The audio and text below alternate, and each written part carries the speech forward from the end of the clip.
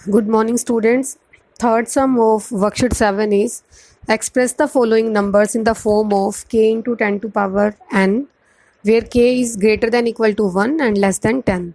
वही फर्स्ट सम की तरह गिवन है. फर्स्ट सम में आपको वैल्यू सिंपल गिवन थी, बट यहाँ पर नंबर्स जो हैं वो डिवीज़न की फॉर्म में हैं या फिर मल्टीप्लिकेशन की फॉर्म में हैं. सबसे पहले हम नंबर को सॉल्व करेंगे और उसके बाद जो हमारा आंसर आएगा उसको k into 10 to power n की फॉर्म में राइट करेंगे. तो थर्ड सम को पहले फर्स्ट की फॉर्म में कन्वर्ट करते हैं. Let's see. फर्स्ट का गिवन है 1.25 into 10 to power 7 divided by 5 into 10 to power 3. अब हमने क्या करा, यहाँ पर डेसिमल के बाद में 2 डिजिट हैं. इसको मैं राइट कर सकती हूँ 125 divided by 100. That means 10 to power 2. Decimal के बाद में 2 डिजिट है, यहाँ पर पावर 7 है.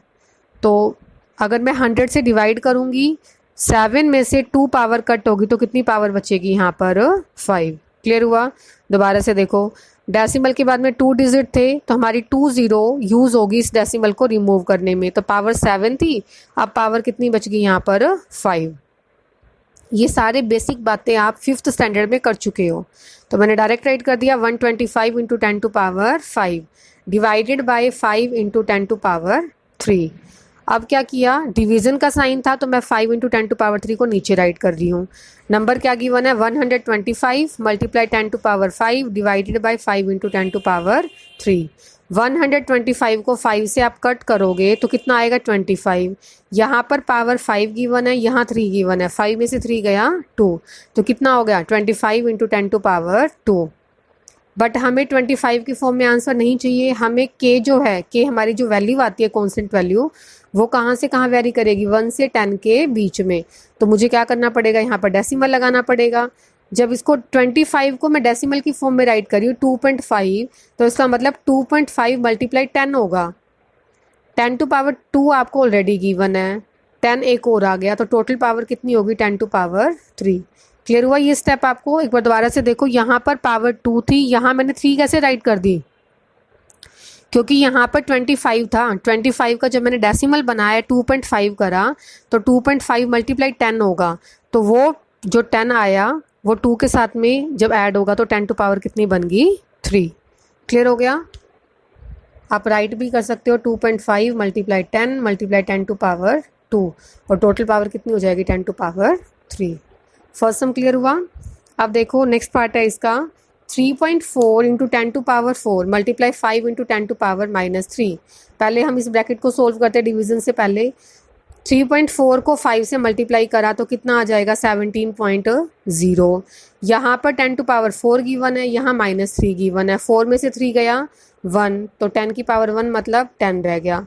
17 मल्टीप्लाई 10 डिवाइडेड क्या दे रखा है आपको 2 मल्टीप्लाई 10 टू पावर 5. 2.0 का मतलब 2 ही होता है, तो मैंने इसको डिवाइड में राइट कर दिया 2 इंटू 10 टू पावर 5. अब कट हो गया ये 2 5 ज़ा 10, 17 5 ज़ा 85.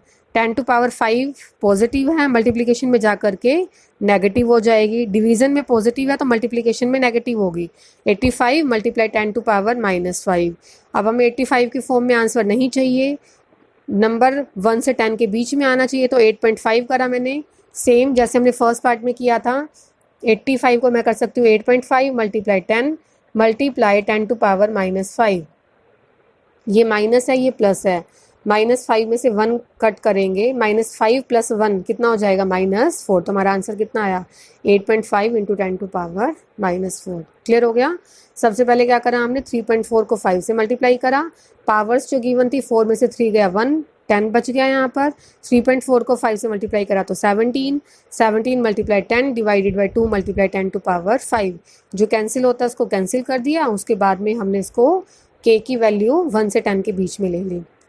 लास्ट सम है फोर्थ सम. सेम आपको एक्सप्रेस करना है in the form of k into 10 to power n की फॉर्म में, और k कहाँ से कहाँ वेरी करेगा 1 से 10 के बीच में. ये वर्कशीट आपकी यूज़ कहाँ होगी, आप फिज़िक्स करोगे आगे हायर क्लासेस के अंदर.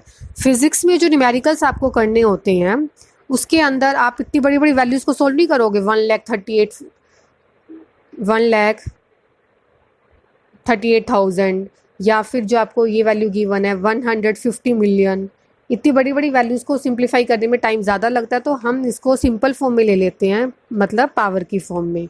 तो जो ये आप वर्कशीट कर रहे हो, ये सारी किसके ऊपर बेस्ड है? फिजिक्स में हम इसका ज़्यादा यूज़ करते हैं। अब देखो फोर्थ सम में आपको वैल्यू दे रखी है, सन्स डायामीटर इज, सन का डायामीटर कितना है? सन का जो डायामीटर समझते हो आप, सपोज दैट ये हमारा सन है, ये क्या हो जाएगा सन का डायामीटर, उसकी वैल्यू कितनी है? 1,384,000 किलोमीटर, इतना सन का डायामीटर है। तो हम इतना बड़ा बोलने की बजाय सीधा क्या कर देते हैं, इसको k इंटू 10⁻n की फॉर्म में राइट करेंगे। अब हमने क्या करा, k की वैल्यू 1 और 10 के बीच में वेरी कर रही है, तो हमने ले लिया 1.384, डेसिमल के बाद में जीरोस का कुछ मीनिंग नहीं है, जीरोस को रिमूव कर देंगे। जब हमने यहाँ पे डेसिमल लगाया तो उसके बाद में कितने डिजिट बच गए? 6 डिजिट, तो 10 टू पावर कितनी आ जाएगी? 6। तो सन के डायमीटर की वैल्यू कितनी है? 1.384 इंटू 10 टू पावर 6 किलोमीटर। ये वैल्यूज़ भी आप सारी याद कर सकते हो, क्योंकि आप जब हायर क्लासेस में फिजिक्स करोगे तो ये सारी वैल्यूज़ आपको लर्न करनी पड़ेगी। क्लियर हो गया? सन्स का डायमीटर कितना है? 1.384 into 10 to power 6 kilometre. Next है distance of sun from earth. Earth की सन से कितनी डिस्टेंस है? 150 मिलियन, इतनी डिस्टेंस दे रखी है, बट हमें इसको किस फॉर्म में राइट करना है? k into 10 to power n की फॉर्म में। तो कैसे करोगे? 1 और 5 के बीच में लगा दिया आपने डेसिमल। अब डेसिमल के बाद में कितने डिजिट है टोटल हमारे? 8 डिजिट, तो उसको हम पावर में राइट कर देंगे 10 टू पावर 8। तो आंसर क्या हो जाएगा? 1.5 10 टू पावर 8। यूनिट क्या दे रखी है आपको? किलोमीटर। यूनिट ज़रूर राइट करना। नेक्स्ट दे रखा है स्पीड ऑफ लाइट। लाइट की स्पीड कितनी है? कितनी गिवन है आपको? ये आपको मिलियन की फॉर्म में गिवन है, मिलियन नहीं दे रखा। 27,600 किलोमीटर पर सेकेंड, ये लाइट की स्पीड गिवन है आपको। और इसको हमें किस फॉर्म में कन्वर्ट करना है? k into 10 to power n की फॉर्म में। तो मैंने क्या करा, 2 के बाद में डेसिमल लगाया। जब 2 के बाद डेसिमल लगाया तो कितने डिजिट बच गए हमारे यहाँ पर? 4 डिजिट, तो 10 टू पावर क्या आ जाएगी? 4। 10 टू पावर 4 किलोमीटर पर सेकेंड। यूनिट क्या है इसकी?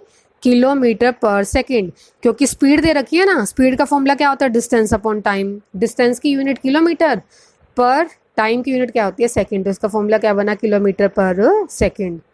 नेक्स्ट दे रखा है आपको 1 एंगस्ट्रॉम यूनिट। एंगस्ट्रॉम यूनिट क्यों यूज़ करते हैं? लाइट की वेवलेंथ को फाइंड आउट करने के लिए। और इसकी वैल्यू कितनी दे रखी है? 1/10 बिलियन मीटर। तो अब इसको हम कन्वर्ट करेंगे। 1.1 के बाद में कितनी ज़ीरोज़ हैं? 10 ज़ीरो हैं, बट वो ज़ीरो कहाँ पर आ रही है? डिवीज़न में। जब मल्टीप्लिकेशन में लेके जाएंगे तो सारी वैल्यूज़ क्या हो जाएंगी? नेगेटिव। तो 10 टू पावर -10। तो 1 एंगस्ट्रॉम यूनिट आप पूरा राइट करने की बजाय डायरेक्ट AU भी राइट कर सकते हो। ये इसकी शॉर्ट फॉर्म है। इसकी वैल्यू कितनी होगी? 1.0 इंटू 10 टू पावर -10। यूनिट क्या गिवन है? मीटर। तो आपकी लास्ट वर्कशीट कंप्लीट होती है। 4th unit is also completed. You have to do 3rd and 4th sum of worksheet 7 in your fair notebook. Okay.